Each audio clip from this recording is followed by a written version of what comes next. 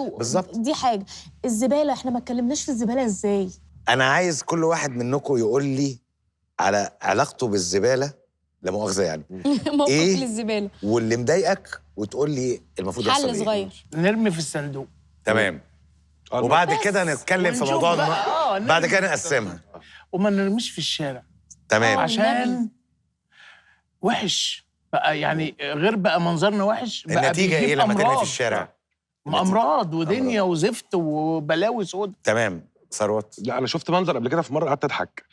صندوق الزباله اللي هو الكبير اللي هو أيوة. الصاج ده فاضي وحواليه الزباله. والله العظيم ليه كده؟ والله قعدت اضحك. يعني يمكن بينشنوا تقع بره. يعني انا بقى ده اللي عايز اقوله لك، ده اللي كنت احكيها لك. انا كنت مره ماشي بالعربيه فلقيت واحد خارج بكيس الزباله، قلت الله، اهو ده التحضر، واخد كيس الزباله هرميها في الزباله. لقيته وقف بقى بعيد، واخد بالك، وقام عامل ازاي؟ بولينج. بينشن. ايوه صح. في الشارع. في الشارع بره البتاع واتفتح وباظ. شكرا. انفجرت الزباله. عندنا مشكله في سلوكنا، انا اسف. صح طبعا، ما هو كده يا ريس. يعني دلوقتي لو كل واحد فينا خلى باله، يعني انا مثلا حكيت قبل كده كنت مسافر بره، شفت المصريين بيعملوا ايه. محدش بيرمي في الشارع. فين؟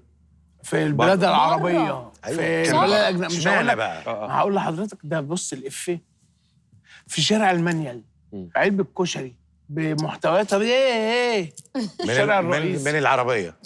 فحزنت. المشكله في المقام الاول مشكله سلوك. اصل دلوقتي الزباله، انا عايز اقول حاجه، هي الزباله دي في ناس من كوكب تاني بتيجي ترميها في الشارع؟ لا. ولا احنا اللي بنرميها؟ نفس الشخص، احنا اللي بنرميها. نفس الشخص اللي بيرمي هنا بره ما بيرميش بره. بياكل يشيل حاجته عارفة ليه؟ في المطعم. عارفه ليه؟ يخلص يشيل صينيته عشان ويرميها في في الزباله. قانون رادع. في قانون بيتطبق. صح. هنفضل ساكتين لامتى؟ مش هينفع نسكت. هنفضل ساكتين لامتى؟ هتبقى انت شايف قدامك حد بيرمي من العربيه، مش هتروح تقول له طب على الاقل طب خد كيس معاك ارمي فيه الحاجه جوه العربيه، واما تنزل من العربيه ارميهم في الشارع. بقول لكم ايه؟ تنزل من العربيه ارميهم في الشارع.